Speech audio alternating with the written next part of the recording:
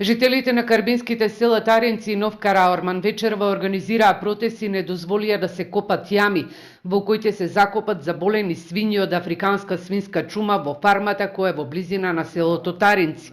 Градоначалникот на општина Карбинци Виктор Паунов вели дека според информациите станува збор за од 9.000 до 10.000 свињи кои се одгледувале во најголемата фарма во овој регион.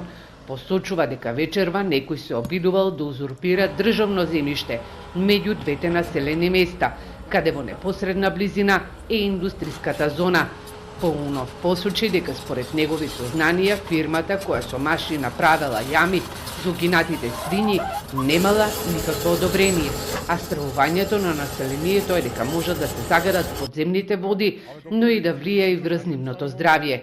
Околу 30 на жители се собраа на локацијата пошто градежните машини запреле со работа. Паунов најави дека утре ќе има состаноци со надлежните инспектори за овој проблем.